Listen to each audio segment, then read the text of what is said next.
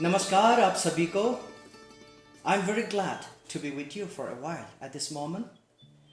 Throughout my years in academics, I always believed that my competence and efficacy are deep rooted in the perpetual practice of spiritual well-being and physical activeness. Being the chairman of Institute Sports Council IIT Roorkee, I have always promoted the importance of mental harmony and athletics in shaping the future of mankind and society. In this context, the role of yoga is imperative in uniting our thought and body to achieve holistic living. Today, I feel honored and privileged to share my reflection and spread awareness regarding the importance of yoga. India has been the torchbearer of this ancient practice and officially introduced the excellence of the same to the United Nations General Assembly. The discussions on the prominence of yoga is incomplete without mentioning the relentless support and encouragements of the Honorable Prime Minister of India, Sri Narendra Modi ji, who proposed to celebrate its splendor on 21st June each year in view of the significance of summer solstice in various cultures. The International Day of Yoga is since being celebrated following its inception in 2014. It marked an invaluable gift of India's ancient traditions, which was recognized worldwide for its contribution in establishing abiding well-being. The journey of yoga through the 5,000 years old sacred texts of Hindu traditions to its global acknowledgments has been enriching.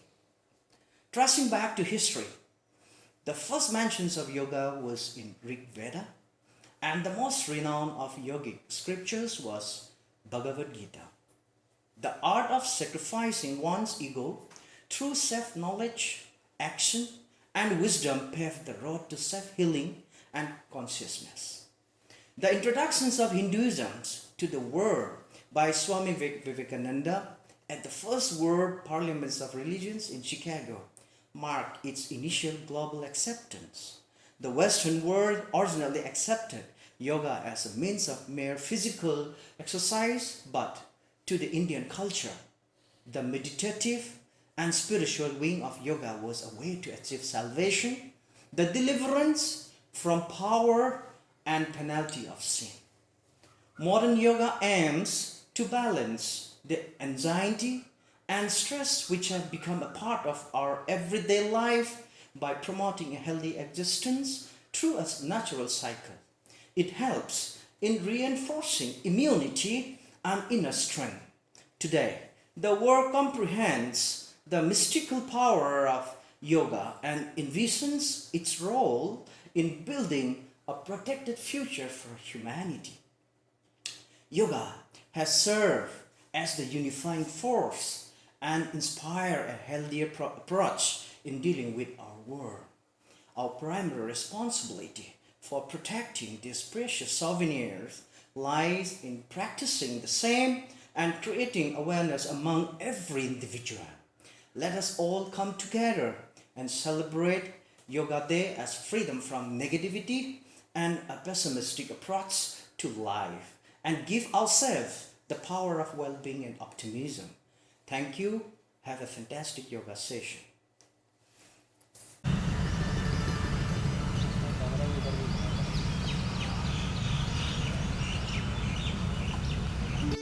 मैं doctor Alok Kumar Pandey 7वें अंतर्राष्ट्रीय योग दिवस के अवसर पर भारतीय प्रौद्योगिकी संस्थान रुड़की द्वारा आयोजित 3 दिवसीय ऑनलाइन योगा प्रशिक्षण कैंप में आपका हार्दिक स्वागत एवं अभिनंदन करता हूं। वर्तमान समय में कोविड नामक महामारी के कारण से हम लोग शारीरिक, मानसिक और सामाजिक रूप से कितने त्रस्त हैं यह किसी से छिपा नहीं है, और इनको दूर करने में व्यायाम, प्राणायाम और आसन की क्या भूमिका है, इससे हम लोग अच्छी प्रकार से परिचित हैं।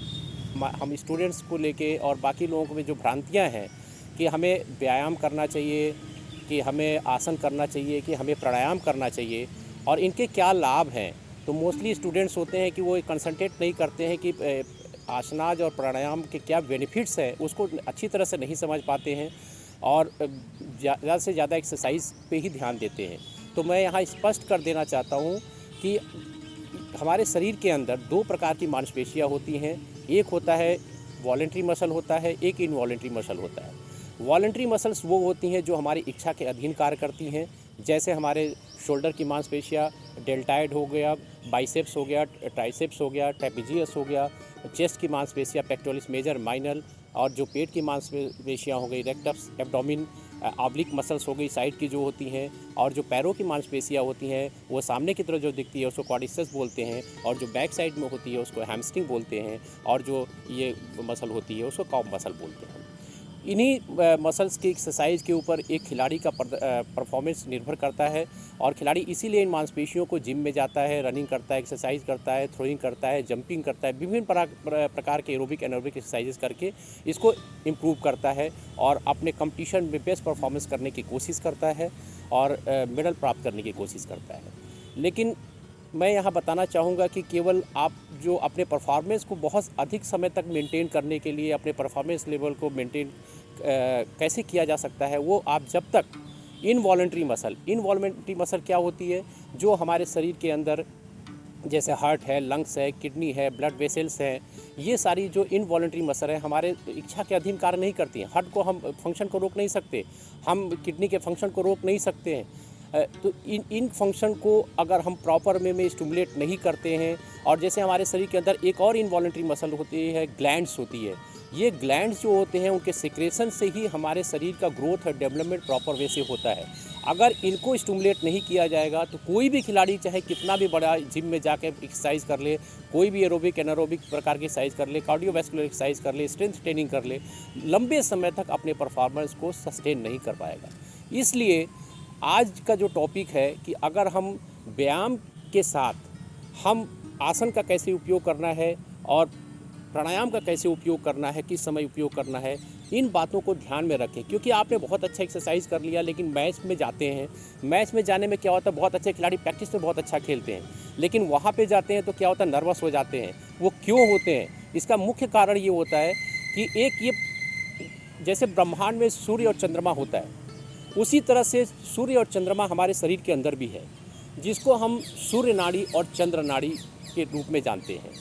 तो ये सूर्य चंद्र नाड़ी का नेचर अलग अलग होता है। तो जैसे चंद्र नाड़ी क्या है, वो शीतलता प्रदान करता है, और जो सूर्य नाड़ी है हमें ऊर्जा देती है। तो ये ऊर्जा दे के हमें किसी भी प्रकार के कठिन से कठिन कार्य करने के लिए प्रेरित करती है।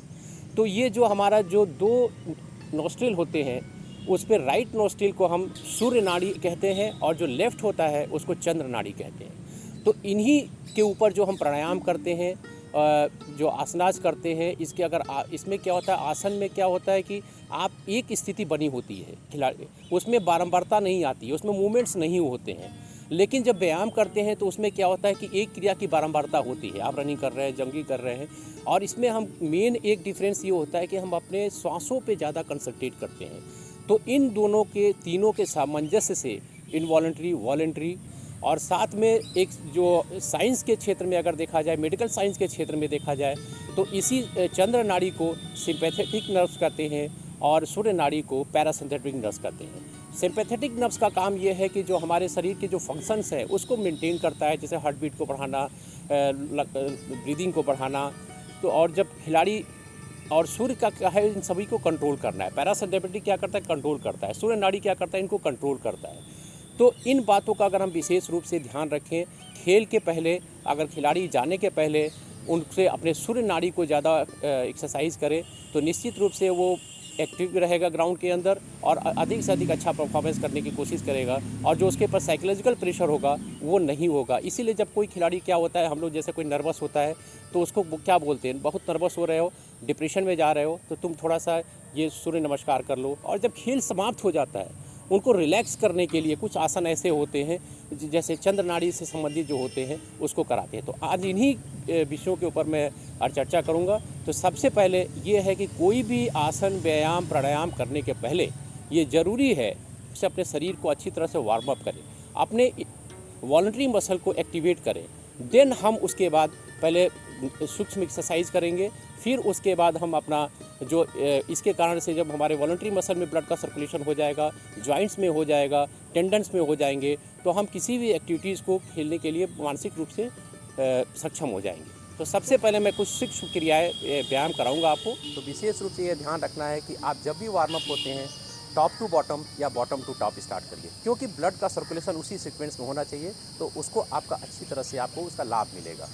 तो सबसे पहले हम नेक से स्टार्ट करते हैं, करेंगे नेक की एक्सरसाइज करेंगे। सांस को अंदर खींचना है, पहले इनहेल करना है, फिर छोड़ते हुए लेफ्ट साइड आएंगे, फिर यहीं से सांस को भरते हुए अपने सामान्य पोजीशन में आएंगे, फिर सांस को छोड़ते हुए राइट साइड में जाएंगे, चिन को अपने शोल्डर के पास लाइए, फिर सांस को भरते हुए सामान्य पोजीशन स्थिति में आइए। ये हुआ एक चक्र। अब मैं आप लोगों को बोलूँगा, वंस मीन्स आप लोग सांस को अंदर खींचेंगे, 2 मीन्स लेफ्ट साइड में सांस को छोड़ते हुए जाएंगे, फिर 3 मीन्स आपको सांस को भरते हुए सामान्य पोजीशन में आना है, फिर 4 मीन्स आप, तो ये आपका एक चक्र पूरा होगा। ओके, अब सांस को अंदर भरेंगे पहले 1, 2 में सांस छोड़ते समय लेफ्ट साइड में जाइए, 3 सांस को लेते हुए सामान्य पोजीशन में आइए, 4 फिर सांस को भरते हुए जाइए छोड़ते हुए, फिर सांस को लेते हुए सामान्य स्थिति में आइए। ये आपका एक चक्र हुआ। इसके बाद एक्सरसाइज जो होगा, आपको हम सांस को खींचते हुए सबसे पहले क्या करेंगे, आगे की तरफ पहले सांस भरेंगे सामान्य स्थिति में, पहले देख लीजिए, सांस को छोड़ते हुए आगे की तरफ आना है, चिन को अपने चेस्ट के पास लाना है, फिर सांस को भरते हुए सामान्य पीछे की तरफ जाना है,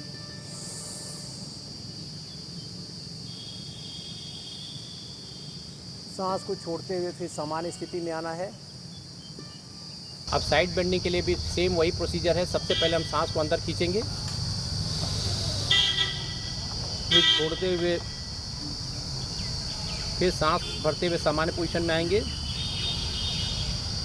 फिर छोड़ते हुए दूसरी तरफ बाएं साइड में, फिर सांस को अंदर लेते हुए सामान्य स्थिति में आएंगे। एक बार और करेंगे।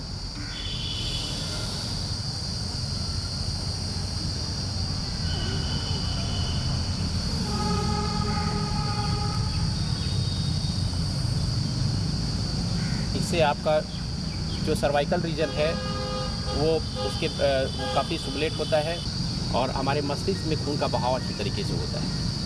अब मैं उसके बाद आर्म्स की एक्सरसाइज बताऊंगा। डीप ब्रीथिंग के साथ अपने दोनों हाथों को शोल्डर की हाइट तक लाएंगे,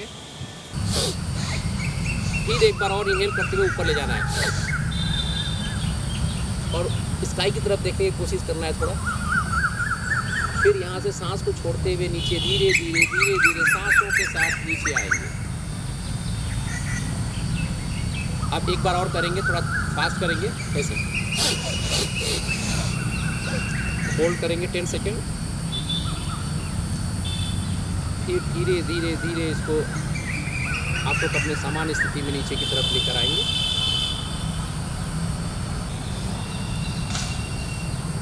अब अपनी हथेलियों को शोल्डर के ऊपर रखना है। सांसों को पूरा अपने इनहेल करने के बाद हम पहले भी देख लीजिए कैसे करेंगे।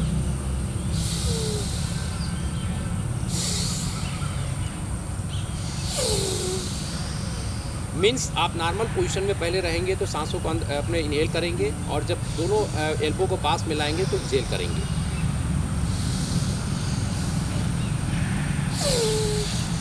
Five times.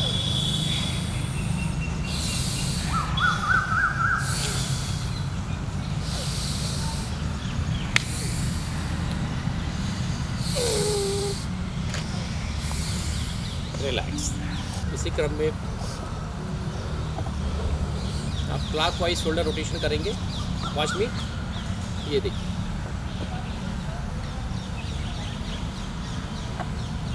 अपने स्पाइन को सीधा रखेंगे, सामने की तरफ देखेंगे, 5 times forward clockwise and 5 times anti-clockwise.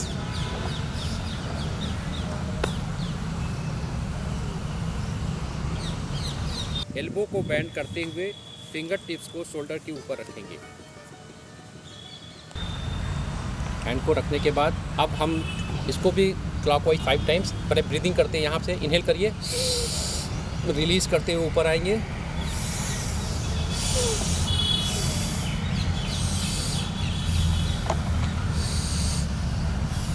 Then reverse,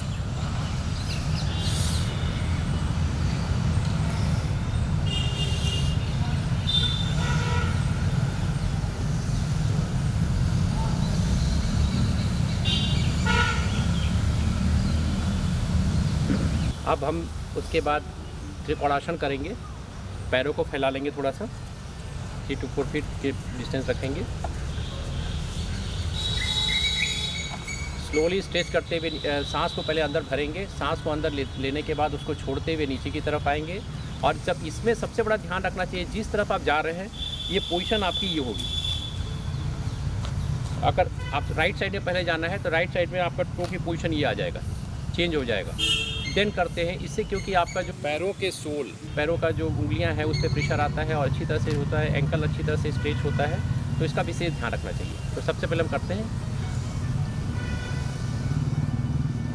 आपने फिंगर टिप्स को देखते रहिए, सांस को भरते हुए ऊपर आइए। आप वही साइड फिर अपने पैरों के पोजीशन को चेंज करिए। अब यहाँ से सांस को भरते हुए नीचे जाएंगे,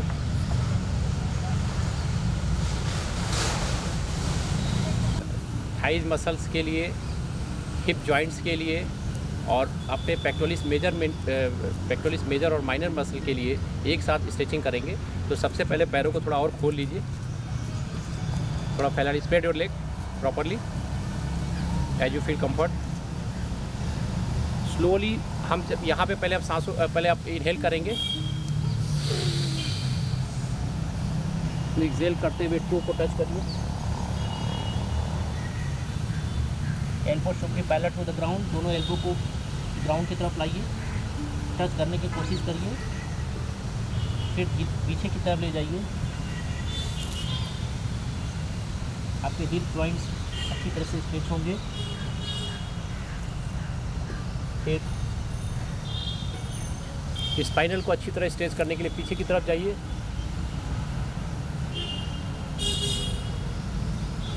एक बार और करेंगे, अपने अच्छी तरह इनहेल करिए, पहले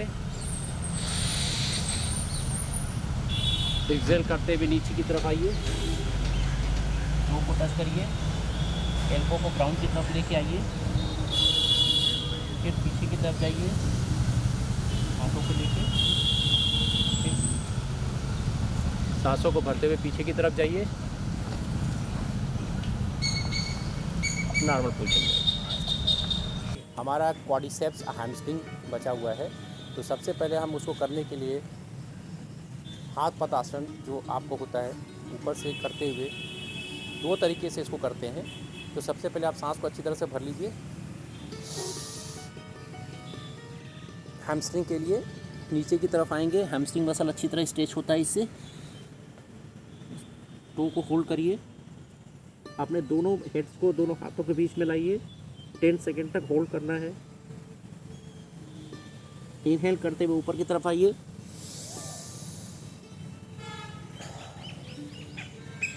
फिर एक बार इनहेल करिए, एक्सहेल करते हुए नीचे की तरफ आइए। ये ध्यान रखना है कि आपका हेड का पोजीशन चेंज नहीं होना चाहिए, दोनों हाथों के बीच में होना चाहिए।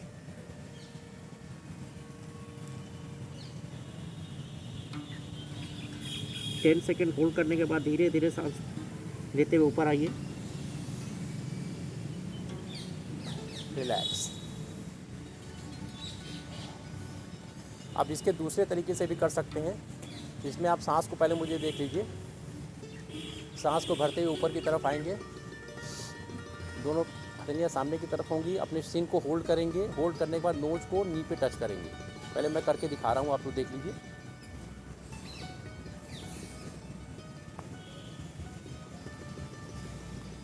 और फिर सांस को लेते हुए ऊपर आएंगे। एक बार और देखिए, चलिए करिए मेरे साथ। एक्सेल करते हुए नीचे की तरफ आइए, सिन को होल्ड करिए, नोज से नी को टच करिए, 10 सेकेंड होल्ड करना है, फिर ऊपर की तरफ आएंगे।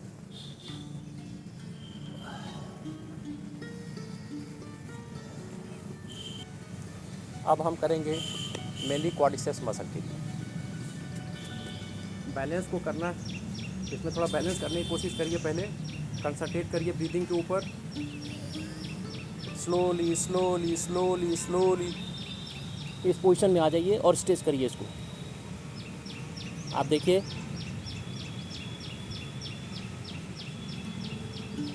रिलैक्स। दूसरे पैर को भी करिए।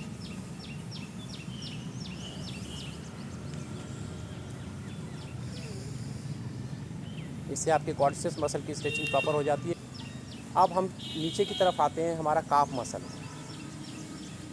क्योंकि सबसे पहले ग्राउंड पे अगर काफ मसल को आपने स्ट्रेच अच्छी तरीके से नहीं किया तो काफ पुल होता ही है। अधिकतर खिलाड़ियों को देखते यही प्रॉब्लम होती है। तो काफ मसल की अच्छी तरह से उसकी स्ट्रेचिंग करके ही ग्राउंड पे जाना चाहिए। आपको ध्यान ये रखना है कि पैरों को कम से कम 2-3 इंच से ज़्यादा मत हटाइएगा।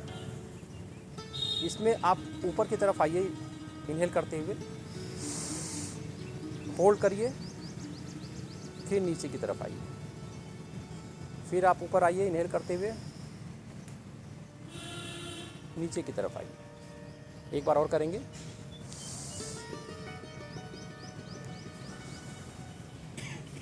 अब कभी कभी क्या होता है कि आपने ग्रोइंग मसल का नाम सुना होगा, जो कि जनरली क्या होता है कि अगर अच्छी तरह से वार्म अप नहीं है तो एकाएक आप तेज़ दौड़ गए तो यहाँ पे खींच जाता है, अंदर की तरफ होता है ये। तो उसको करने के लिए आप लेफ़्ट लेग के राइट साइड में राइट लेग को लेके आएंगे। क्योंकि पेन भी तभी होता है जब दोनों पैरों को, उसमें ग्रोन इंजरी हो गई तो आपको क्या होता है, जब दोनों पैर पास में लाते हैं, नी को बेंड करते हैं तो बहुत ज़्यादा पेन होता है। तो सबसे पहले हम दोनों हाथों को ऊपर सांस को भरते हुए आएंगे।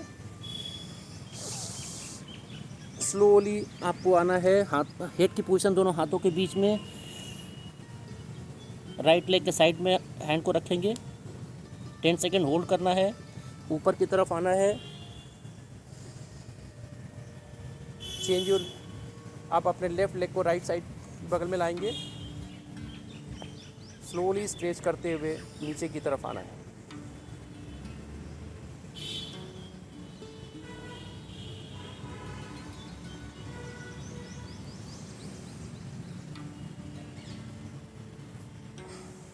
रिलैक्स। उसके बाद नीचे से ऊपर की तरफ 3 बार सांस पहले देख लीजिए, इनहेल करते हुए पाना है। इससे क्या होगा, टॉप टू बॉटम बॉडी पूरी स्ट्रेच हो जाएगी। अगेन इनहेल करते ऊपर आना है, होल्ड करना है पोजीशन को। Very good.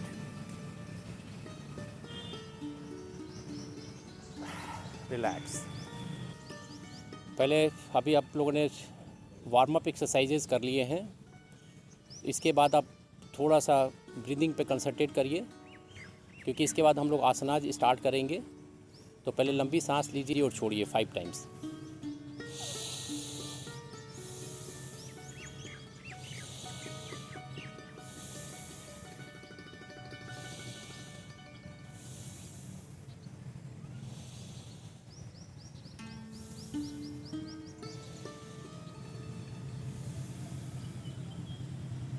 रिलैक्स। तो जैसा कि मैंने आप लोग को पहले बताया था कि हमारे अंदर 2 प्रकार की नाड़ियाँ होती हैं, सूर्य नाड़ी होता है और चंद्र नाड़ी। तो अब हमें क्या होना है कि हम अच्छी तरह से वार्म अप हो गए हैं। अब हमें किसी भी एक्टिविटीज़ के लिए जाना है, या अब क्योंकि सारे मसल्स आपके अच्छी तरह से स्ट्रेच हो गए हैं, सारे जॉइंट्स अच्छी तरह स्ट्रेच हो गए हैं, सारे आपके टेंडन अच्छी तरह से स्ट्रेच हो चुके हैं, सारे लिगामेंट्स आपके सारे जॉइंट्स से रिलेटेड लिगामेंट जो हैं वो सारे अच्छी तरह से स्ट्रेच हो चुके हैं। तो अब हम सूर्य नाड़ी को स्टिमुलेट करने के लिए हम अब कुछ आसनास करेंगे। तो सूर्य नाड़ी को स्टिमुलेट करने के लिए सबसे पहले मैं आपको यही बताना चाहूँगा कि जब सूर्य नमस्कार सबसे बेस्ट है। तो सबसे पहले आपको जब ग्राउंड पे जाना है, आपके पास टाइम कम है, वार्म अप एक्सरसाइज के लिए भी टाइम नहीं कहीं कम है, तो आपको सूर्य नमस्कार करना चाहिए। सूर्य नमस्कार एक ऐसा एक्सरसाइज है जिससे आपके सारे जॉइंट्स अच्छी तरह से खुल जाते हैं, ब्लड का सर्कुलेशन अच्छी तरह से हो जाता है, मस्तिष्क के जो सिंपैथेटिक पैरासिम्पैथेटिक नर्व्स है वो अच्छी तरह से काम करने लगती हैं, और जो खिलाड़ी है या जो पर्सन है वो अच्छा फील करता है और अंदर किसी प्रकार के उसके डिप्रेशन नहीं होता है। तो सबसे पहले हम सूर्य नमस्कार ही करेंगे। उसके 12 स्टेप्स होते हैं, तो वो 12 स्टेप्स करने के पहले हम लोग उस पर आपको ये बता दूं कि एंड्योरेंस कैपेसिटी भी इम्प्रूव करने के लिए आजकल सूर्य नमस्कार सबसे बेस्ट है। अगर आप 8 बार 12 स्टेप्स होते हैं एक सूर्य नमस्कार में, अगर उसको 8 बार डेली करते हैं तो ये मान के चलिए कि आप 2 किलोमीटर की रनिंग करके आ गए। ये साइंटिफिकली बोल रहा हूँ आपको, ये रिसर्च में आया है कि अगर 8 बार सूर्य नमस्कार, एक बार सूर्य नमस्कार करने में 1 मिनट का समय पूरा लेना चाहिए। तो जो 12 स्टेप्स हैं, क्योंकि उसमें भी ब्रीदिंग पे आपको कंसंट्रेट करना पड़ता है, हर पोजीशन को होल्ड करना पड़ता है, तो ये आपको 1 मिनट में 12 स्टेप्स करने हैं। और आज हम आपको कितना किलोमीटर दौड़ना चाहते हैं, 1 किलोमीटर दौड़ना चाहते हैं कि 2 किलोमीटर दौड़ना चाहते हैं, हम ये कहेंगे कि कम से कम 2 बार करें। इसका 2 बार करना इसलिए होता है कि एक पोजीशन ऐसी आती है, एक बार राइट लेग को लाते हैं, एक बार लेफ्ट लेग को लाते हैं, तो ये एक चक्र मैं उसको पूरा मानता हूँ। तो इसलिए अगर हम लोग सब लोग हैं तो आज 2 चक्र करेंगे कम से कम, तो वो करके पहले दिखाएंगे। तो पहले मैं आप लोग देख लीजिए और फिर सांस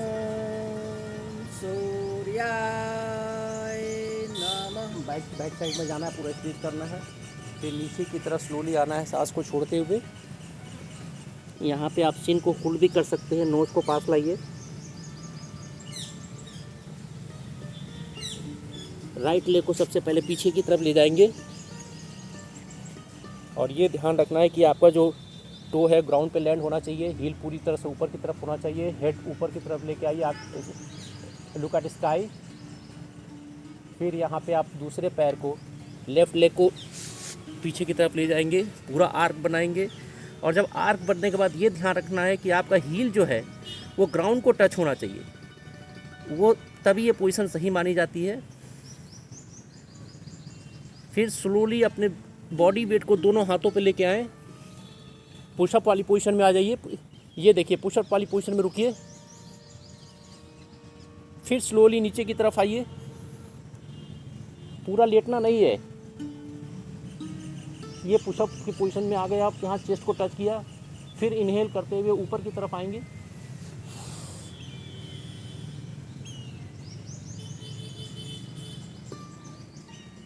आपका ये जो पोजीशन है भुजंगासन की पोजीशन है। और फिर यहाँ से आर्च बनाते हुए पीछे की तरफ जाएंगे, हील को टच करना है ग्राउंड पे। ये नहीं कि अपनी पोजीशन को चेंज करना है, आगे की तरफ पैर लेके नहीं आना है, वहीं पे जहाँ पे है नॉर्मल पोजीशन में ही आपको हील को टच करना है। और फिर लेफ्ट लेग को दोनों हाथों के बीच में लेके आना है,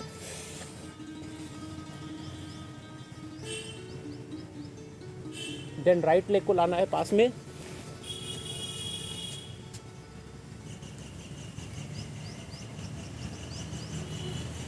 पूरा सांस भरते पीछे की तरफ जाना है।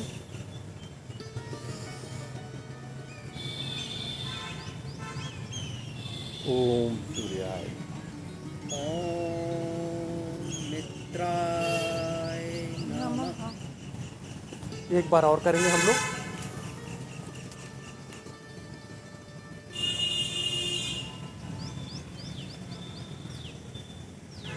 फिर धीरे धीरे इनहेल करते हुए पीछे की तरफ जाएंगे,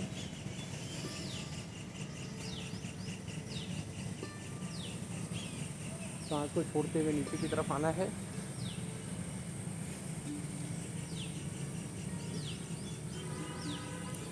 हाथों को साइड में रखेंगे। अभी लेफ्ट लेग को पीछे लेके जाएंगे,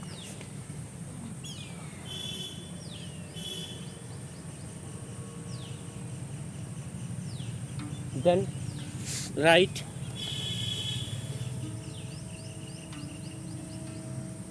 स्लोली आगे की तरफ आएंगे, पूरा बॉडी वेट दोनों हाथों पे लेके आएंगे, स्लोली नीचे की तरफ आएंगे, बॉडी वेट आपके हाथों पे ही होना चाहिए, चिन को ग्राउंड पे टच करेंगे, फिर पंजों को पीछे की तरफ ले जाएंगे, सांस को भरते हुए ऊपर की तरफ आएंगे,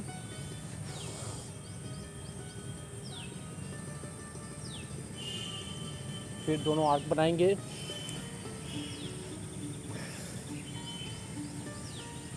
अभी कौन सी लेग को लेके आना है याद है? Right, very good.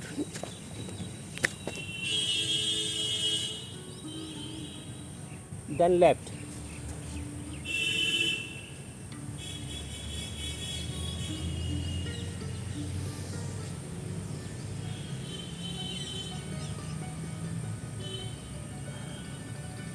तो पहले अब इसके बाद हम दूसरा कुछ आसन बताएंगे आपको सूर्य नाड़ी से संबंधित। पहले हम लोग बैठ जाए, अर्ध उत्तरासन करेंगे। इस पे पोजीशन में आ जाइए, कमर पे हाथ रखिए,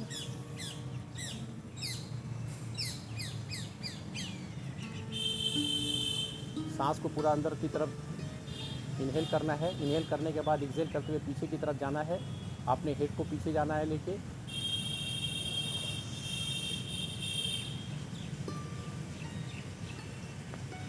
इससे सर्वाइकल रीजन आपका अच्छी तरह से स्ट्रेच होता है।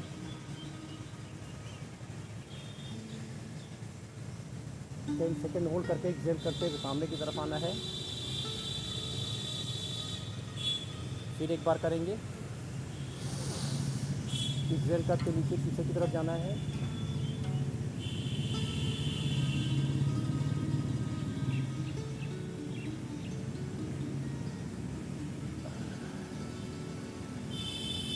रिलैक्स, बैठ जाइए।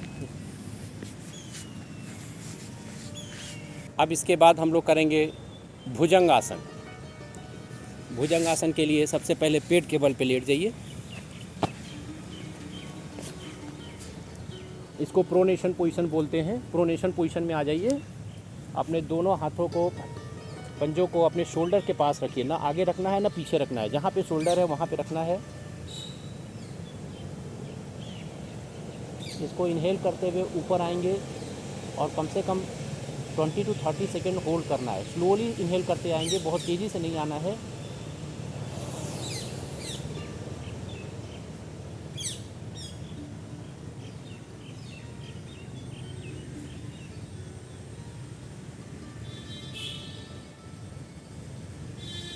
स्लोली एक्सहेल करते हुए नीचे की तरफ आएंगे। इससे करने से आपके लंग्स कैपेसिटी बढ़ती है। आपका थोरेसिक और लंबर रीजन जो स्ट्रॉन्ग होता है, उसके मसल स्ट्रॉन्ग होते हैं और शोल्डर की मांसपेशियां भी इससे मजबूत होती हैं, स्ट्रॉन्ग होती हैं। एक बार और करेंगे।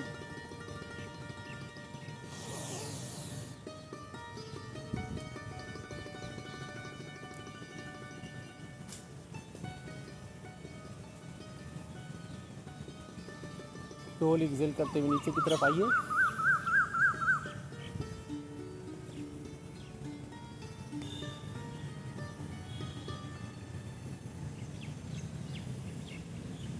बैठ जाइए। आप इसमें देख रहे हैं कि जो हम चेंजेस कर रहे हैं उसको आप विशेष ध्यान देना है कि एक बार आपका फॉरवर्ड बेंडिंग हो रहा है तो एक बार बैकवर्ड बेंडिंग हो रहा है। तो इससे क्या होगा, जो अभी हमने क्या किया, बैकवर्ड के लिए किया। तो अब अभी हम करेंगे नौकासन। नौकासन 3 तरीके से होता है। पहले मैं जो बिगिनर्स के लिए है उसको करके दिखाता हूँ, पहले उसको देख लीजिए। पहले इनहेल करिए, एक्सहेल करते हुए ऊपर की तरफ आएंगे।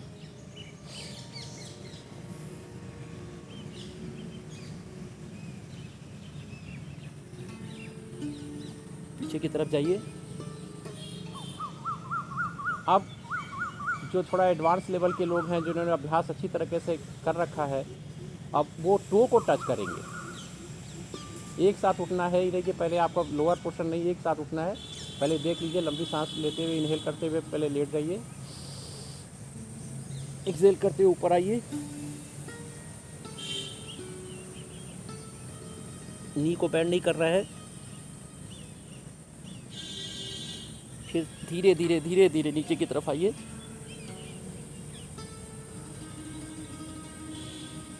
इससे आपका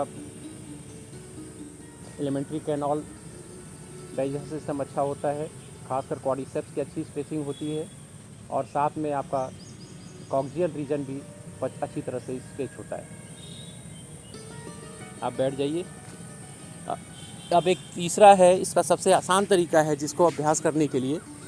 तो आप दोनों पैरों को आराम से खोल सकते हैं। पहले इस पोजीशन में बैठ जाइए। पहले देखिए, टो को होल्ड करते हैं। टो को होल्ड करने के बाद जितना आप पास ला सकते हैं इसको, बॉडी को लाइए और फिर स्लोली स्लोली इसको खोल दीजिए।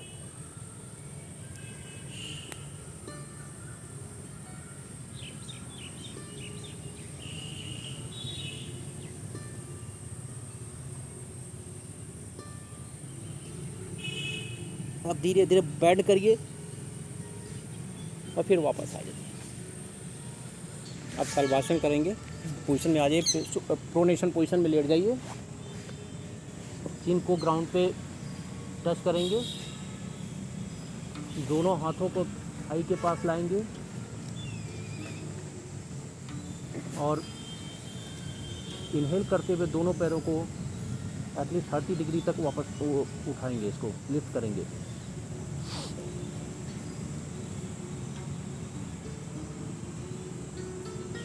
श्वास को छोड़ते हुए पैरों को नीचे लाएंगे,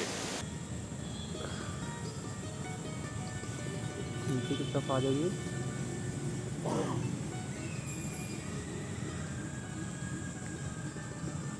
इससे लंग कैपेसिटी इम्प्रूव होती है, खास के जो रेक्टस स्पाइन मसल्स है वो इम्प्रूव होता है। आप लोग ग्लूटियस पे जो फैट जमा होता है वो कम होता है। जिसको अल्सर या की बीमारी हो उसको ये नहीं करना चाहिए, जिसको हार्ट की बीमारी हो उसको भी ये नहीं करना चाहिए, उसको थोड़ा अवॉइड करना चाहिए। एक बार और करेंगे।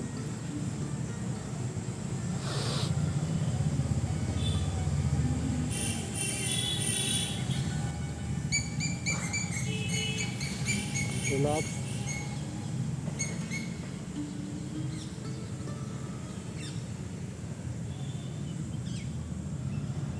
बैठ जाइए।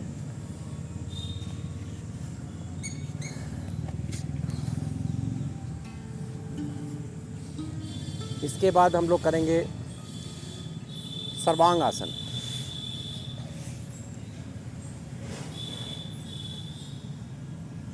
क्योंकि इस पे आपके सर्वांग आसन से आपका थायराइड भी इम्प्रूव होता है, ब्लड सर्कुलेशन मस्तिष्क की तरफ होता है और एक तरह से आपके पैरों में जो भी दर्द हो रहा है या खेलने के बाद वो इससे दूर होता है। पहले करते कैसे हैं उसको देख लीजिए। सबसे पहले लेट जाएंगे, दोनों नी को बेंड करेंगे पहले, फिर ऊपर की तरफ उठाएंगे, फिर दोनों पैरों को, अपने टो को बिल्कुल ऊपर की तरफ ले जाएंगे, पैर को बिल्कुल सीधा रखेंगे,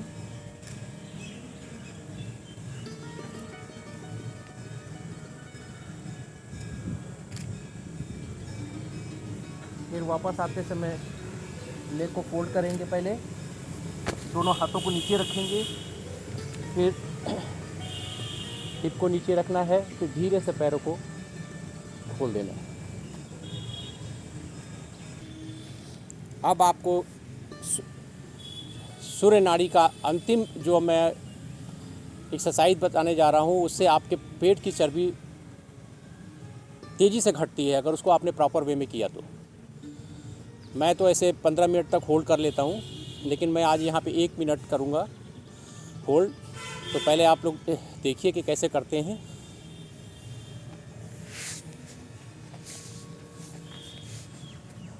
सुपिनेशन पोजीशन में पहले लेट जाएंगे, आगे आगे। जैसे आप लोग सर्वांग आसन के लिए पहले होल्ड किया था, दोनों पैरों को होल्ड करने के बाद इसको ऊपर की तरफ लाएंगे, फिर स्लोली स्लोली नीचे की तरफ जाएंगे,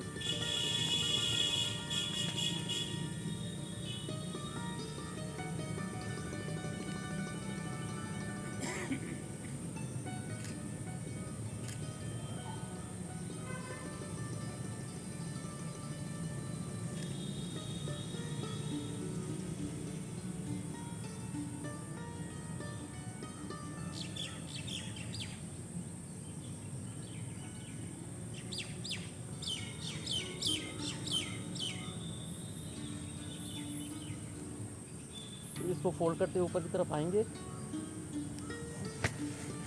फिर पैरों को सेम जैसे सर्वांगासन में बताया था उसी तरह से इसको सुपिनेशन पोजीशन में पहले आप लोग लेट जाइए, फिर हिप को ऊपर उठाइए, पैरों को सीधा करिए, फिर स्लोली टो को टच करिए और अपने ब्रीदिंग पे कंसंट्रेट करिए। ब्रीथ को इसमें रोकना नहीं है, ब्रीदिंग को।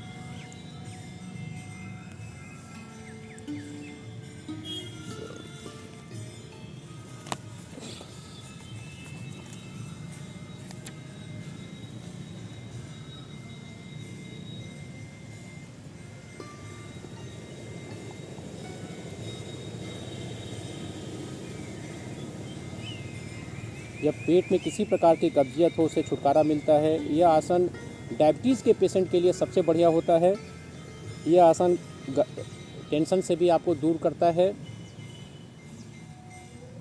अगर किसी को पेट में दर्द हो या कोई ऑपरेशन हो उसको नहीं करना चाहिए, और हार्निया से पीड़ित व्यक्ति को भी नहीं करना चाहिए।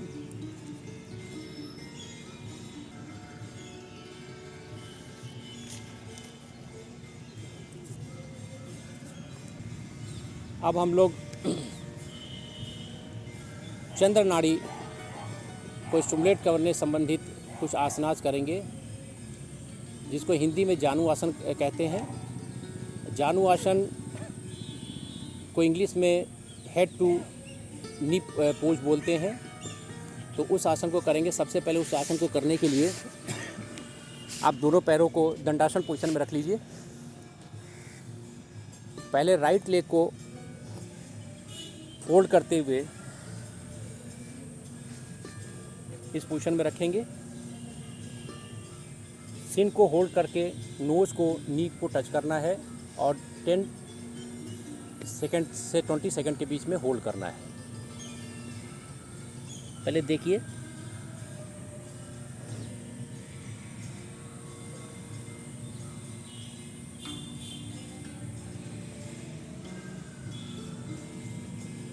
वापस आ जाइए। आप पैरों की पोजीशन को चेंज करिए। पहले सांस को भर लीजिए। एक्सेल करते हुए नीचे आएंगे।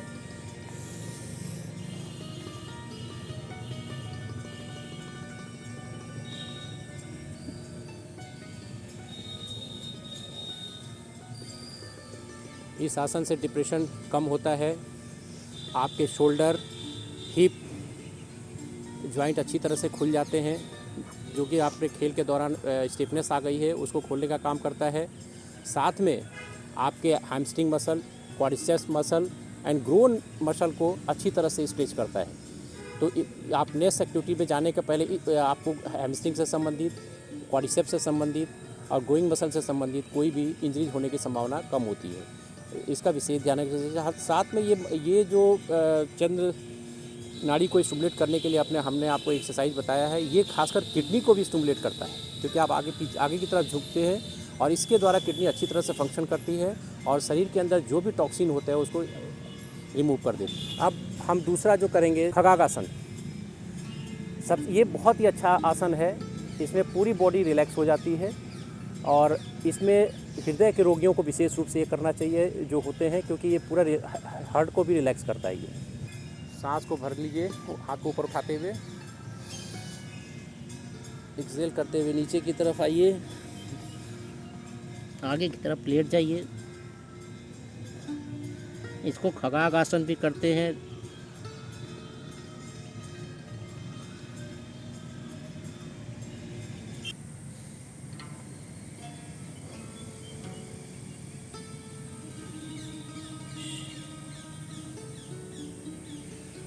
फिर वापस आ जाइए। एक बाद राज कपोतासन करेंगे। इस पोजीशन में आ जाइए।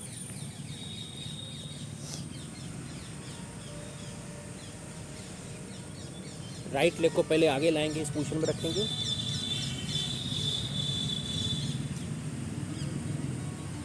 आगे की तरफ आके पूरा लेट जाइए। दोनों हाथों को आगे ले जाइए बिल्कुल।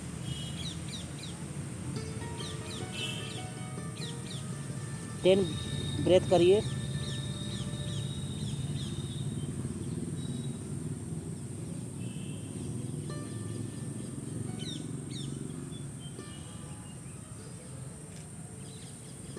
वापस आइए।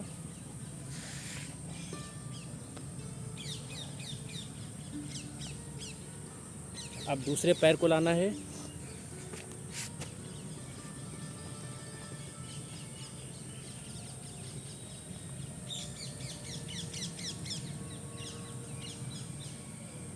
इसमें भी 10 ब्रेथ करना है।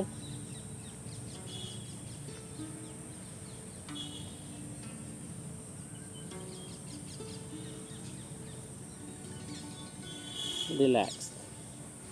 पैर को पीछे ले जाइए पहले। फिर आप बैठ जाइए। अब हम करेंगे पश्चिमोत्तासन। आगे की तरफ पैरों को सामने रखिए।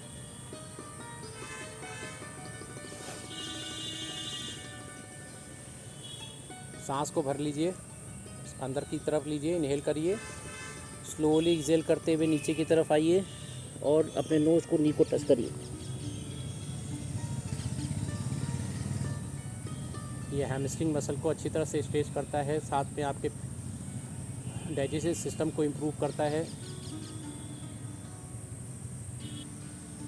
ऊर्ध्व मुखासना, थ्रेड द नीडल। इसके बाद करेंगे थ्रेड द नीडल, ऊर्ध्व मुखासना। ये एक्सरसाइज करेंगे। इस पोजीशन में आ जाइए। सबसे पहले लेफ़्ट साइड में अपने हाथ को जैसे थ्रेड द नीडल, अब जैसे धागे को सुई के अंदर डालते हैं सेम वैसे करना है और अपने चिन को ग्राउंड पे टच करना है।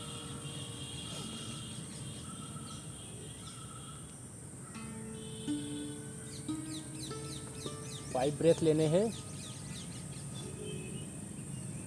फिर दूसरी तरफ जाना है। 5 ब्रीदिंग, 1 2 3 4 5। ऊपर की तरफ आ जाइए। एक बार और करेंगे। लेफ्ट साइड जाएंगे। 1 2 3 4 5। Opposite side. 1 2 3 4 5। ऑब्लिक मसल इससे अच्छी तरह स्ट्रेच होती है, साथ में आपका सर्वाइकल भी स्ट्रेच होता है, शोल्डर अच्छी तरह से खुल जाते हैं और जो शोल्डर के अंदर पेन है वो आसानी से उसको दूर किया जा सकता है। तो यहाँ हमने आपको सूर्य नाड़ी और चंद्र नाड़ी संबंधित आसनास करके वो बताया। खेलों के अंदर जब आप जाते हैं तो उसमें सूर्य नाड़ी से संबंधित एक्सरसाइज को करिए, और जब आप कंपटीशन से आते हैं तो चंद्र नाड़ी से रिलेटेड आपको आसनास देंगे तो आपको निश्चित रूप से आराम मिलेगा। और नेक्स्ट डे आपको कोई भी कंपटीशन में जाना है, कोई भी मैच खेलना है या किसी भी कठिन कार्य के लिए जाना है, आपके सारे मसल और जॉइंट अच्छी तरह से रिलैक्स हो चुके होंगे और कोई भी इंजरीज के चांसेस नहीं होंगे। अब हम दूसरा जो है आजकल सबसे बड़ी समस्या ये है कि कई लोग पूछते हैं कि इसका प्राणायाम का सही सीक्वेंस क्या होना चाहिए, हमें कौन से प्राणायाम करने चाहिए, कौन से प्राणायाम नहीं करने चाहिए। कुछ लोग होते हैं कि चाहे वो किसी प्रवृत्ति के हो, चाहे सूर्य नाड़ी उनके अंदर के ज़्यादा हो, चंद्र नाड़ी हो, वो कोई भी अगर कोई चंद्र नाड़ी से ज़्यादा प्रभावित है तो पता चला कि वो भ्रामरी कर रहा है, शीतली प्राणायाम कर रहा है, जो कि उनको कम करना चाहिए। और जिनका सूर्य बहुत ज़्यादा तेज़ है तो उनको आपको भस्त्रिका जैसी भस्त्रिका है, कपालभाति है, ये एक्सरसाइज ये प्राणायाम कम करना चाहिए। ये नहीं कह रहा हूँ कि नहीं करना चाहिए, कम करना चाहिए। तो इसका जो सीक्वेंस है उसको मैं आज बताने वाला हूँ प्रॉपर लाभ के लिए। तो सबसे पहले आप कोई भी सुखान आसन में बैठ जाइए, जो भी आप पद्मासन में आना चाहते हैं, सुखानासन में आना चाहें, वज्रासन में आना चाहें, तो उसमें कोई दिक्कत नहीं है। लेकिन सबसे बड़ी इम्पॉर्टेंट चीज़ है कि आप जब भी प्राणायाम करें तो ये ध्यान जरूर रखें, कुछ विशेष बातों का ध्यान रखें। एक तो अगर आपने पानी पिया हुआ है तो पानी पीने के आधे घंटे बाद करें। तुरंत नहीं पानी पी लिया और तुरंत प्राणायाम करने के लिए बैठ गए तो वो प्राणायाम आपको अच्छी तरीके से नहीं होगा, क्योंकि उस समय जो प्राणायाम के समय होता है सिंपैथेटिक पैरासिम्पैथेटिक नर्व्स आपको कोऑर्डिनेट करती है आपके मसल्स को, आपके नर्व्स को, तो उस समय आप खाली पेट होना अति आवश्यक है। दूसरा है कि अगर मान लीजिए आपने खाना खाया हुआ है तो कम से कम 4 घंटे बाद करें, 3 से 4 घंटे बाद आपको प्राणायाम करना चाहिए। और अगर प्राणायाम कर लिया तो ये भी ध्यान रखें कि उसके आधे घंटे बाद ही कुछ आपको खाना है, क्योंकि उस समय आपके मसल्स हैं, आपके जो इनवॉलंटरी मसल्स हैं वो रिलैक्स हो रही होती हैं और उसमें ग्लैंड्स के सेक्रेशन हो रहा होता है उनको रिलैक्स करने के लिए। तो उस अवस्था में अगर कुछ भी खाएंगे तो वो आपके लिए लाभदायक नहीं होगा। प्राणायाम करने के पहले नाड़ी शोधन करना अति आवश्यक है, क्योंकि इससे पता चल जाता है कि आपकी दोनों नाड़ी अच्छी तरह से खुल गए। जो आपका सूर्य नाड़ी है और चंद्र नाड़ी, उसको अच्छी तरह से खुलना ज़रूरी होता है। इसलिए उसके लिए आपको जल नीति अगर करके बैठते हैं तो ये प्राणायाम अच्छी तरह से आप कर सकते हैं। तो पहले ये चेक करना चाहिए जल नीति करते समय कि आपकी कौन सी नाड़ी से सांस जा रहा है और आ रहा है, उसी नाड़ी से आपको स्टार्ट करना चाहिए। तो सबसे पहले उसको आप, इसका तरीका है कि आप एक लोटे में हल्का गुनगुना पानी लीजिए, उसमें थोड़ा नमक डालिए और उसके बाद उसको करने के पहले थोड़ा हाथों पे लीजिए उसको, और नाकों से अंदर की तरफ सांस भरते हुए उसको पानी को अंदर की तरफ दोनों नाकों से खींचने की कोशिश करना है, और फिर उसको नाकों को अच्छी तरह साफ कर लीजिए। और जब आप पानी को अंदर की तरफ छोड़ें तो हल्का हल्का ब्रीदिंग स्टार्ट कर दें।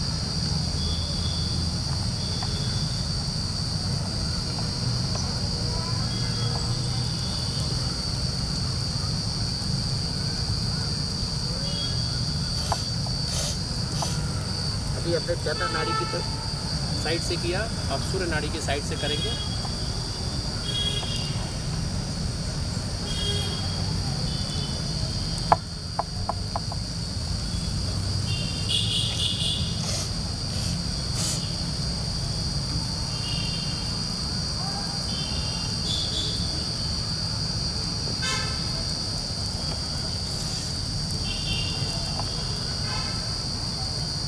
इसके बाद अच्छी तरीके से उसको आगे की तरह कपालभाति जैसे करते हैं,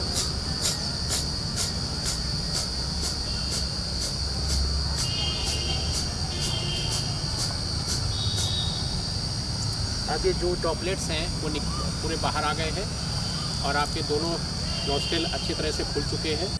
तो हम अब इसके पहले हम आज आपको 6 प्राणायाम बताएंगे। सबसे पहले जो प्राणायाम किया जाता है वो कपालभाति होता है, जो सूर्य नाड़ी से रिलेटेड होता है। दूसरा सूर्य नाड़ी से रिलेटेड आपका भस्त्रिका होता है। अब उसके बाद चंद्र नाड़ी से रिलेटेड तीसरा जो करना चाहिए सीक्वेंस में वो आपका होता है अनुलोम विलोम होता है।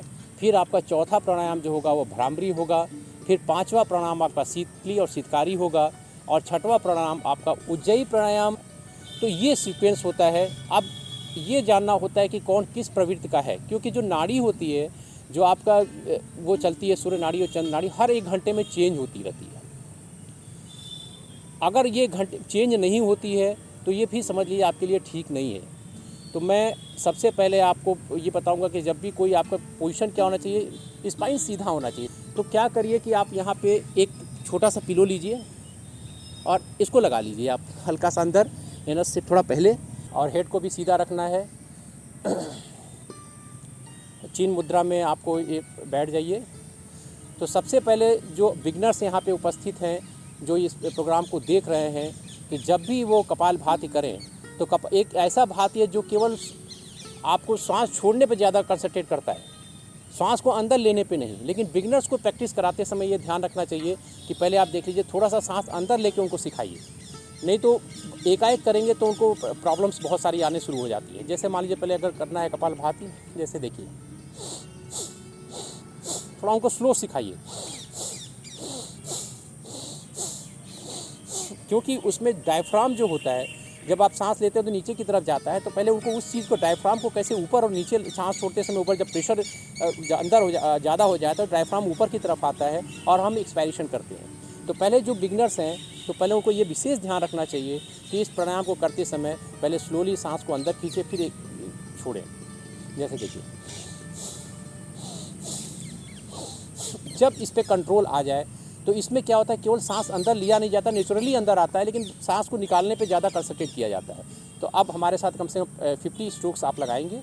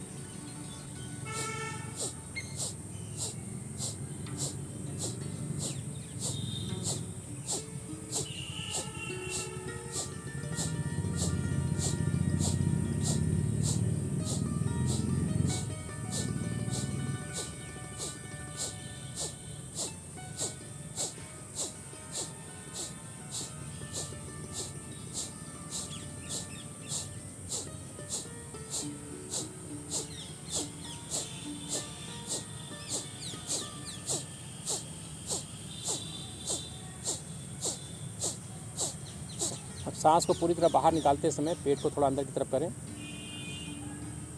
होल्ड करें।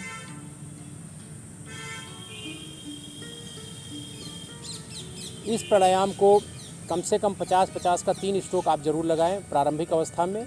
आप जब जैसे जैसे आप इसमें 40 दिन 45 दिन होते जाए तो इसको आप 100 के पास ला सकते हैं और उसको बढ़ाते जा सकते हैं, क्योंकि ये ऐसा है कि ये आपके मस्तिष्क को बहुत रिलैक्स करने वाला एक्सरसाइज है।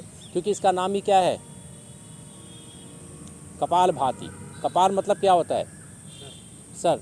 तो आपका जो ब्रेन है उसको बहुत रिलैक्स करता है ये, और ख़ासकर जो पेट की जो चर्बी है उसको हटाने में बहुत महत्वपूर्ण भूमिका निभाता है। और जो भी आपका, क्योंकि सेंट्रल नर्वस सिस्टम है, सेंट्रल नर्वस सिस्टम को स्टिमुलेट करता है ये, तो ये विशेष रूप से ये प्राणायाम इसमें बहुत लाभकारी है। और इस प्राणायाम को करने पर एक भी ध्यान दिए, गर्मी के दिनों में इसको बहुत ज़्यादा मत करिए, क्योंकि ये सूर्य भेदी प्राणायाम है, सूर्य नाड़ी से रिलेटेड है, तो इसको गर्मी के दिन में बहुत ज़्यादा नहीं करना चाहिए। और ख़ास करके जिनका सूर्य बहुत स्ट्रांग है, जिसका सूर्य बहुत स्ट्रांग होता है, उनको क्या होता है कि फ्रस्ट्रेशन बहुत ज़्यादा होता है, डिप्रेशन में चले जाते हैं, एक्साइटमेंट बहुत ज़्यादा हो जाता है, तो वो क्या करता है और स्टिमुलेट करके उनकी इस प्रवृत्ति को बढ़ा देता है।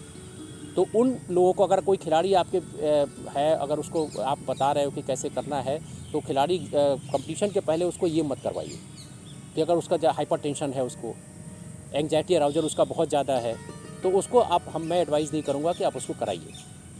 इसके बाद मैं आपको बताऊँगा भस्त्रिका प्राणायाम। ये धौकरी नाम सुना होगा, जो गांव में देखते हैं लोहार के यहाँ लोहे को गर्म करने के लिए होता है। इसी तरह हमारे शरीर में ये ऊर्जा की उत्पन्न करता है, अग्नि की उत्पत्ति करता है। तो इसमें प्राणायाम जो है उसमें हम 3 चीज़ें होती हैं प्राणायाम के अंतर्गत, जो कि मैं पहले बताना भूल गया। जब हम सांस को अंदर लेते हैं तो उसको पूरक कहते हैं, और दूसरा होता है जब सांस को हम रोकते हैं तो उसको कुंभक कहते हैं, और जब सांस को बाहर निकालते हैं उसको रेचक बोलते हैं। तो पूरक, कुंभक और रेचक ही प्राणायाम है।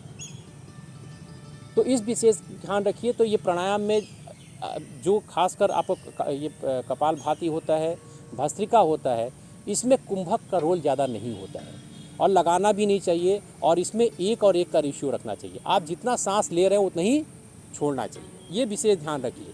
तो सबसे पहले कैसे करेंगे, आप इस स्थिति में आ जाइए, और जब ऊपर आएंगे तो पहले देखिए,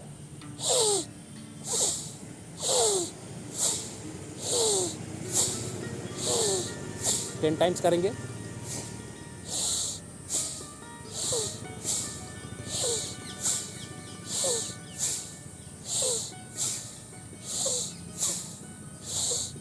रिलैक्स। दूसरी विधि ये भी है कि आप इसको रखेंगे, इसको 5 टाइम्स करेंगे। अगर जिसको मान लें शोल्डर में कहीं ऊपर पेन है तो आप आराम से इसको पीछे की तरफ ले जा सकते हैं।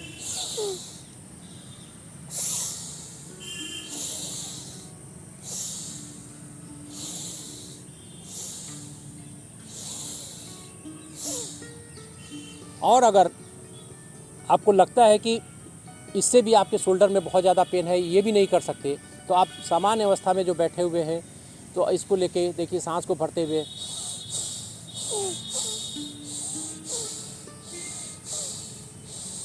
इसमें मुंह नहीं बनाना है, इसमें मतलब प्रेशर देना है पेट के ऊपर।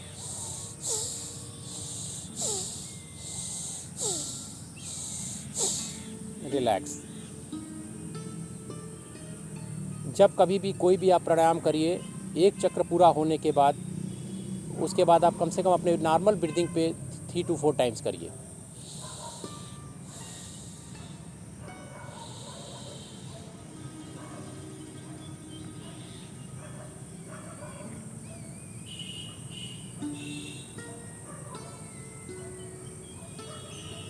अब इसके बाद तीसरा प्राणायाम जो करना चाहिए सीक्वेंस में, जो प्रॉपर सीक्वेंस है, वो है अनुलोम विलोम। अनुलोम विलोम को क्या बोलते हैं, नाड़ी शोधन प्राणायाम। नाड़ी शोधन इसलिए बोलते हैं क्योंकि हम केवल पूरक और रेचक के ऊपर करते हैं, सांस को अंदर लेते हैं और छोड़ते हैं, तो ये क्या हुआ, नाड़ी शोधन हुआ। जब भी इसको करने जाएं तो सबसे पहले अपने दोनों नासिकाओं को आप अच्छी तरह से खोल लें। तो उसके लिए करने के पहले आपको क्या होगा, एक नाक को भी करके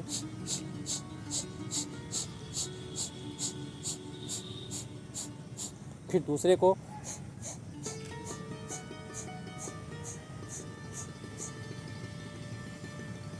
और दूसरा तरीका ये भी है कि आप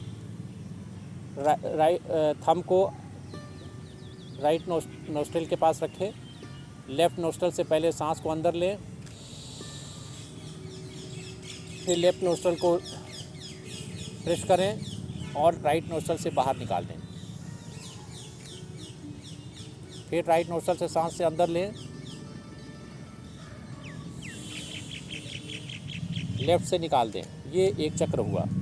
इसी तरह से इसको दोनों नसिकाओं को खोलने के लिए ये एक्सरसाइज पहले कर लें। अब मैं यहाँ कुछ चीज़ों को बताना चाहता हूँ अनुलोम विलोम के बारे में, कि जब भी अनुलोम विलोम आप करिए तो सबसे पहले अगर बिगनर्स है तो आपको ये करना है 1-2-1 का रेशियो रखिए, 1-2-2 का रेशियो रखिए, 1-2, तभी इसको हम प्राणायाम बोलेंगे। नहीं तो अभी तो हमने आपको शुद्धिकरण करा दिया, नाड़ी शोधन हो गया, ये नाड़ी शोधन भी बोलते हैं इसको, लेकिन इसको प्राणायाम कब बोलेंगे? प्राणायाम तब बोलेंगे जब आप सांस को अंदर लेते हैं तो उसको क्या बोलते हैं? पूरक। तो जब पूरक आप सांस को अंदर लेते हैं, उसके बाद जैसे मान लीजिए कि 5 सेकंड तक आपने सांस लिया, 5 सेकंड तक लिया अंदर, तो 10 सेकंड तक होल्ड करना है और फिर 10 सेकंड तक सांस को बाहर निकालना है। तो 1-2-2 का रेशियो रख के बिगनर्स के लिए जब थोड़ा सा प्रैक्टिस हो जाए तो 1-2-2 का रेशियो रखिए। तो अभी हम काउंटिंग करेंगे। पहले आप ला लीजिए ज्ञान मुद्रा या हृदय मुद्रा, जो भी रखना है, इस पोजीशन में आ जाइए जैसा कि आपको बताया गया है। आप राइट नोस्ट्रिल पर रखिए, लेफ़्ट नोस्ट्रिल से सबसे पहले लेफ़्ट से ही सांस को अंदर लेते हैं, 5 तक काउंट करके लीजिए, फिर उसको लेफ़्ट नोस्ट्रिल को लिटिल फिंगर से बंद करिए, 10 तक काउंट करिए अपने अंदर, 1 2 3 4 5, देन राइट से निकालिए, सांस को बाहर निकालिए, फिर राइट नोस्ट्रिल से सांस को अंदर लीजिए 5 सेकंड तक, अंदर तक 10 तक काउंट करिए, होल्ड करके रखिए,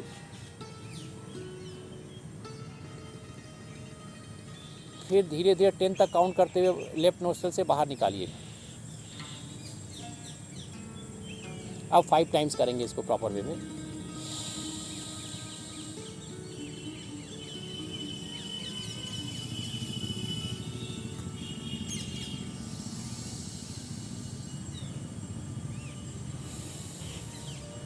बहुत अच्छे करते रहिए। इसको ध्यान ये रखना है आपको कि इनहेल करने के बाद 5 सेकंड इनहेल करते हैं तो 10 सेकंड होल्ड करना है, कुंभक लगाना है, और फिर उसके बाद 10 सेकंड तक स्लोली एक्सहेल करना है। कभी भी इसको फास्ट नहीं करते।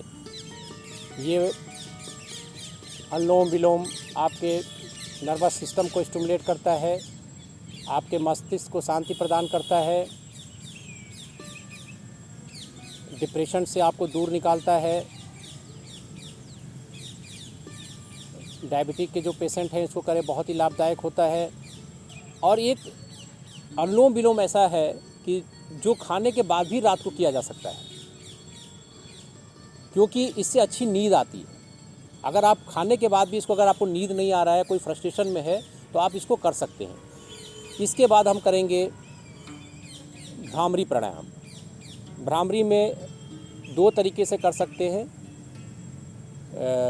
उसमें जैसे आप ये ईयर है, ईयर के ऊपर एक देखेंगे छोटा सा फ्लैप है यहाँ पे, उस फ्लैप को हल्का सा दबा दीजिए, बंद हो जाता है, और सांस को अंदर खींचने के बाद और ओम की ध्वनि के साथ उसको बाहर निकालते हैं। इसका सबसे बड़ा तरीका होता है, जहाँ पे हम टीका लगाते हैं वहाँ पे रेनल ग्लैंड होता है। मेलाटोनिन नामक एक हार्मोन्स होता है जो कि उसके सिक्रेशन से हमारे निद्रा को, जगने और सोने के, उसको कोऑर्डिनेट करता है। अगर ये रीनल ग्लैंड्स अच्छी तरह से स्टिमुलेट नहीं होता है तो फिर क्या, हमारी जो निद्रा है वो बहुत ज़्यादा डिस्टर्ब हो जाती है, क्योंकि इसी से हम अच्छी तरह से सो पाते हैं और जग पाते हैं टाइम से। अगर आपको इस कोऑर्डिनेशन को बिगाड़ देते हैं तो ये क्या होगा, आप फिर अच्छी तरह से सो नहीं पाते हैं और आपका स्वास्थ्य ठीक नहीं हो पाता है। तो अगर किसी बच्चे को या किसी खिलाड़ी को अगर निद्रा संबंधित कोई प्रॉब्लम हो, मस्तिष्क संबंधित कोई प्रॉब्लम हो, ये बहुत ज़्यादा स्टिमुलेट करता है। और इससे किसी बच्चे के अगर कंसंट्रेशन लेवल बहुत वीक हो, पढ़ाई में मन नहीं लग रहा हो, तो इस आसन को कराने से उसकी ये सारी समस्याएं दूर हो जाती हैं। तो सबसे पहले हम बिना उसको आँखों को बंद किए करेंगे। इसको सांसों को अंदर खींचिए, ओम की ध्वनि के साथ सांस को बाहर निकालेंगे।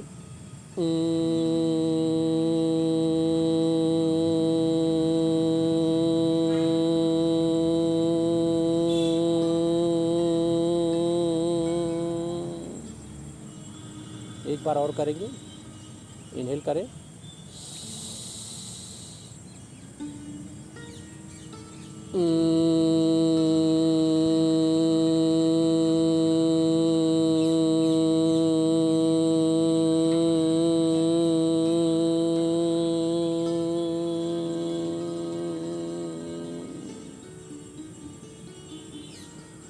रिलैक्स।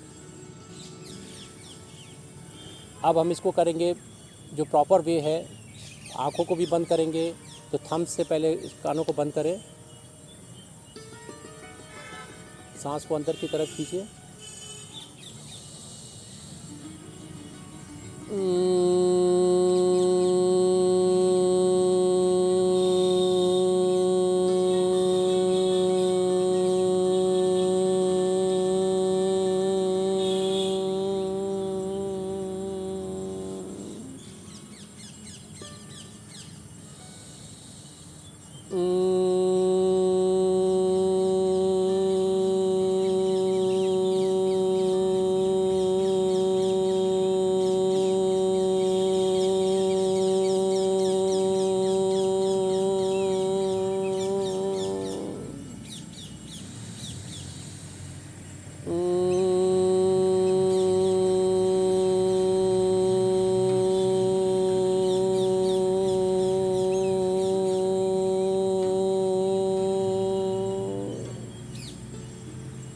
रिलैक्स। धीरे धीरे आँखों को खोलें, इसको रगड़ ले पहले हाथों को जो अच्छी तरह से, गर्माहट लाए दोनों हथेलियों में, और धीरे धीरे आँखों के ऊपर रखें।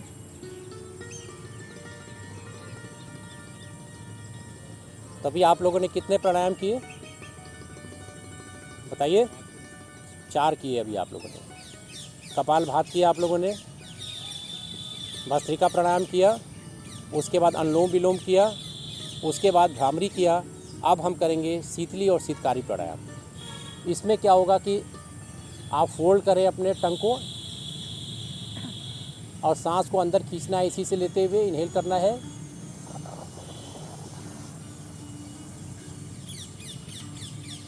टंग को फोल्ड करते हुए अंदर ले जाएं, चिन को नीचे की तरफ लाएं, होल्ड करें और फिर छोड़ते हुए ऊपर की तरफ आएं। इसको 5 टाइम्स करें।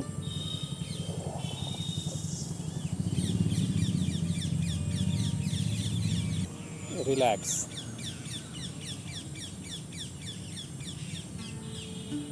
अब हम लोग शीतकारी करेंगे।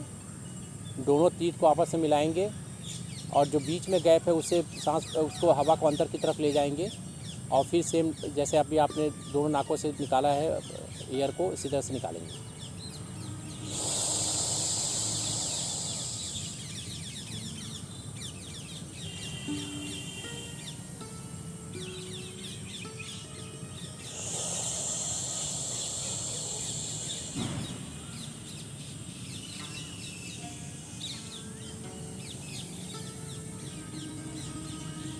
यह प्राणायाम आपको शीतलता प्रदान करता है।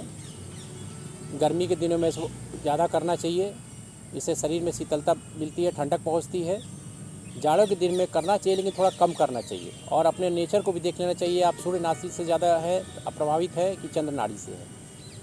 अगर चंद्र नाड़ी से ज़्यादा है तो बिल्कुल ही नहीं करना चाहिए जाड़े के दिन। अब इसके बाद हम लोग करेंगे उज्जयी प्राणायाम। उज्जयी प्राणायाम मेनली उन लोगों के लिए जो खर्राटे रात को ज़्यादा भरते हैं, थायराइड से ग्रसित हैं, मोटापे से ग्रसित है, तो उनको उज्जयी प्राणायाम बहुत ही लाभदायक होता है। बहुत शरीर में सुस्ती होती है ऐसे लोगों को जो घर में लड़के सोते रहते हैं, कुछ करते नहीं हैं, थायराइड उनका बढ़ा हुआ है, डिप्रेशन में रहते हैं, तो उनको उज्जयी प्राणायाम करना चाहिए। उसमें करते क्या है, जो आपका एपिग्लैटिस का पोर्शन है वहाँ से ध्वनि करते हुए सांस को अंदर खींचते हैं। आप एक बार देखें पहले, और फिर उसके बाद राइट नोस्ट्रल को करके लेफ़्ट से निकालते हैं। आप देखिए एक बार।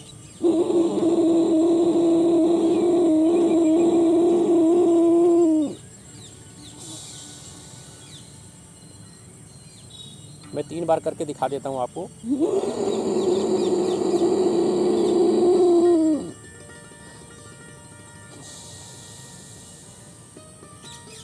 ये थोड़ा प्रैक्टिस पे आएगा। जब आप प्रैक्टिस करेंगे तो आपका एपिग्लैटिस का जो पोर्शन है वो स्टिमुलेट होगा। थायराइड ग्लैंड यहीं पे होता है, तो वो थायराइड ग्लैंड को स्टिमुलेट करता है और वो आपके सारे फंक्शंस को ठीक करता है। क्योंकि जब आयोडीन के शरीर में कमी हो जाती है तो आपको देखा होगा कि थायराइड से आप ग्रसित होते हैं, थायराइड आपका बढ़ जाता है, तो आप में मोटापा, आलस और ये डिप्रेशन में आप चले जाते हैं। तो इसको करने के लिए कम से कम रोज़ 10 बार इसको ज़रूर करें। एक बार और अच्छी तरह देखिए, बहुत ही आसान नहीं है। एक बार फिर देखें।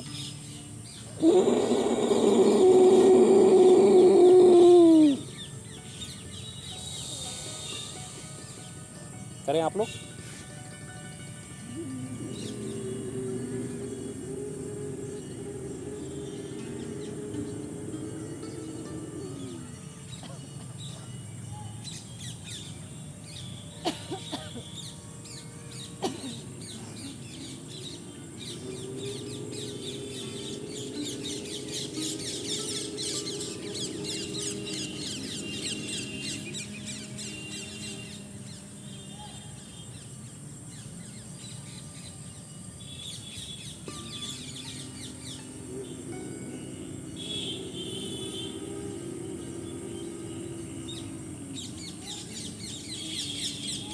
Very good. इसका नियमित रूप से प्रैक्टिस करें, इस पर ज़्यादा कंट्रोल आएगा। 6 प्राणायाम आपको मैंने बताया, इसका नियमित रूप से आप अभ्यास करिए और उसके फ़ायदे भी हमने बताए। अब मैं इसके बाद जो बताने जा रहा हूँ, आप ओम का उच्चारण करें 5 बार जरूर। जब सब कुछ हो जाए तो ध्यान लगाएं, दोनों नाकों से सांस को अंदर खींचें और ओम का उच्चारण करते हुए सांस को बाहर निकालें मुँह से।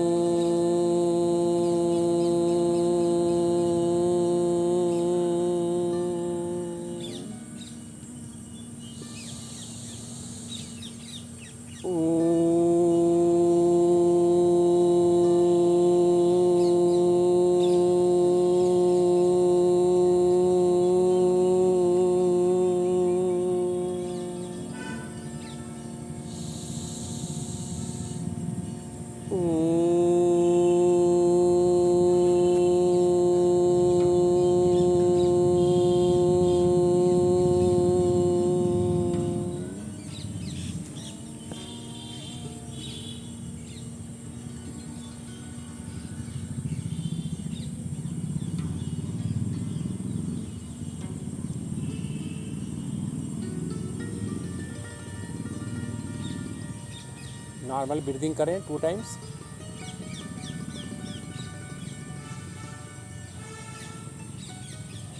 आप लोगों ने देखा होगा कि कोविड के कारण से पूरे विश्व में कितनी लोगों की डेथ हुई, और जिनको कोरोना हो गया तो उसमें हुआ क्या।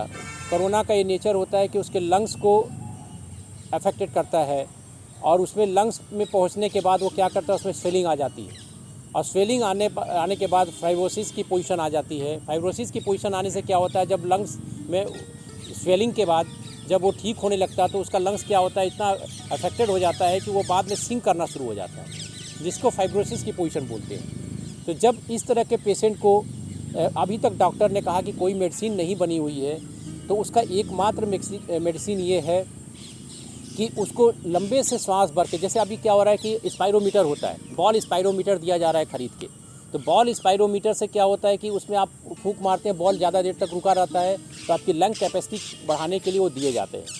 तो अगर आप घरों में, मैं तो 3 बार शंख रोज़ बजाता हूँ, तो अगर आप रोज़ शंख बजाएं तो इससे ज़्यादा लंग्स की एक्सरसाइज नहीं हो सकती अच्छी, क्योंकि हम लोगों ने अपने कल्चर को छोड़ दिया है। तो निश्चित रूप से अगर आप घरों में जाके शंख बजाएं तो उससे लंग कैपेसिटी आपकी बहुत ज़्यादा इंप्रूव होगी। तो इस फाइब्रोसिस को ठीक करने के लिए एक तो शंख बजाएं नियमित रूप से, पहले सांस को अंदर भरें,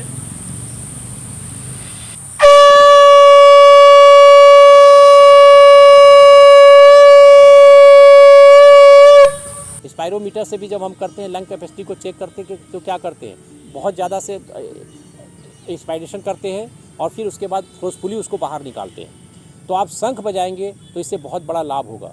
और दूसरा चीज़ है कि ओम का उच्चारण और भ्रामरी प्राणायाम से नाइट्रिक ऑक्साइड, अभी नाइट्रिक ऑक्साइड का एक आपने स्प्रे सुना होगा, नेजल स्प्रे आया हुआ है जो कि इजराइल ने और रशिया ने बनाया हुआ है कि उसको स्प्रे करके निकलिए तो क्या होगा, जो बैक्टीरिया हैं वो अंदर अंदर मर जाते हैं। लेकिन हमारे योग शास्त्र में और जो डॉक्टर भी अभी बता रहे हैं कि अगर आप ओम कभी घर से बाहर निकलने के पहले अगर आप भ्रामरी प्राणायाम, ओम का उच्चारण करके निकलते हैं तो ये अपने आप जो नेजल कैविटी होती है उस नेजल कैविटी में ये नाइट्रिक ऑक्साइड का सेक्रेशन शुरू हो जाता है और आपके पूरा ट्रैक जो है, रिस्पायरेटरी ट्रैक है, उसमें फैल जाता है और जो बैक्टीरिया आते हैं उससे वो डेड हो जाते हैं। ये मतलब साइंटिफिकली ट्रूथ है। तो जब भी आप इस कोविड के समय में घर से बाहर निकलें तो आप भ्रामरी प्राणायाम, ओम का उच्चारण करें। इससे क्या होगा कि नाइट्रिक ऑक्साइड आपका पूरा थ्रोट के अंदर पूरा स्प्रेड हो जाता है, नोजल में स्प्रेड हो जाता है। उससे क्या होगा कि बैक्टीरिया मर जाता है। तो और डॉक्टर बोल रहे हैं कि इसके अलावा आप शंख बजाने के अलावा क्या कर सकते हैं। वो बोलते हैं कि कम से कम एटलीस्ट जो ऐसे पेशेंट है 30 सेकेंड तक अपने इनहेल करके उसको ब्रीदिंग को होल्ड करें। अगर वो 40 सेकेंड तक करता है तो वेरी गुड है, और अगर 1 मिनट तक कर लेता है तो वो एक्सीलेंट है। तो इसकी एक्सरसाइज आप लोग ज़रूर करें। हम लोग पहले एक बार करके देखते हैं। लंबा सा सांस खींचेंगे और 1 मिनट तक हम लोग कोशिश करेंगे होल्ड करने के लिए। पहले फुल लंबे सांस अंदर खींचिए,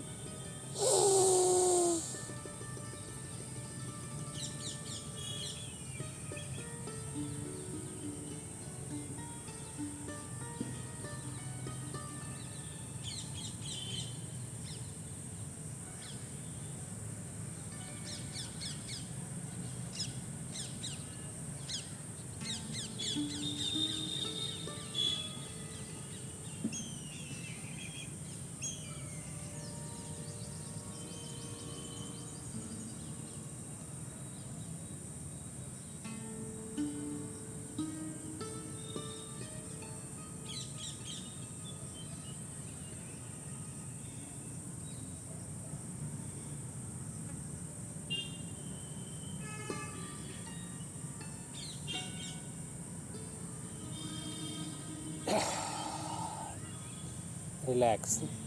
तो अपना कोरोना टेस्ट करने का भी है। अगर आपको कोरोना होने वाला है या हो चुका है तो आपके 5 सेकंड भी होल्ड नहीं कर पाएंगे आप। तो इसलिए आपके लंग्स के फाइब्रोसिस को ठीक करने के लिए ये सबसे अच्छी एक्सरसाइज है, प्राणायाम है। आप इसको सांस को अंदर लेके जितना होल्ड करेंगे, सारी प्राणायाम तो नहीं है लेकिन अगर ब्रीदिंग एक्सरसाइज है, इसको आप अंदर लेने के बाद होल्ड करेंगे तो निश्चित रूप से आपका जो लंग्स में जो डिफेक्ट आया हुआ है, सिंक किया हुआ है, वो नॉर्मल पोजीशन में आने की कोशिश करेगा। अब हम लोगों ने सारे आपको आज बता दिए आसन के बारे में, प्राणायाम के बारे में और इस एक्सरसाइज के बारे में कि तीनों में क्या डिफरेंसेस हैं और कब करना चाहिए, कैसे कराना चाहिए। अब इसके बाद ये करने के बाद दंडासन पोजीशन में हम बैठ जाएंगे और थोड़ा सा पैरों को जो इतनी देर तक फोल्ड करके रखे हैं उसको रिलैक्स करके ही उठेंगे। इस दंडासन पोजीशन में बैठ जाइए। सबसे पहले अपने पंजों को आगे पीछे करिए,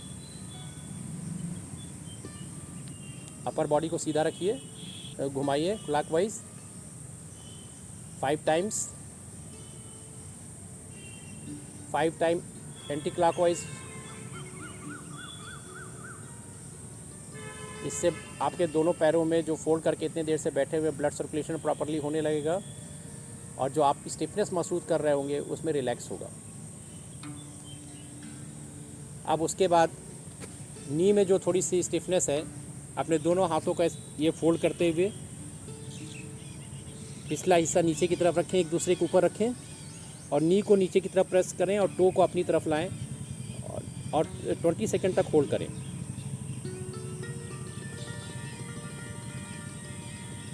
जब भी आप नी पेन होता हो तो इस एक्सरसाइज को ज़रूर करें। रिलैक्स, ब्रीदिंग को होल्ड करना ज़रूरी नहीं है। रिलैक्स।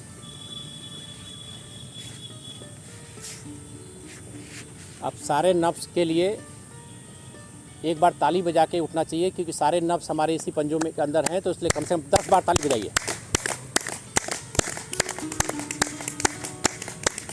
सारे नर्व्स एक्टिवेट हो जाएंगे। Fast, come on, 1 2 3 4 5 6 7 8 9 10। रिलैक्स। और जो छोटी छोटी बातें हमने बताई हैं उसको ध्यान में रख के इसको नियमित रूप से अभ्यास करते रहिए। धन्यवाद।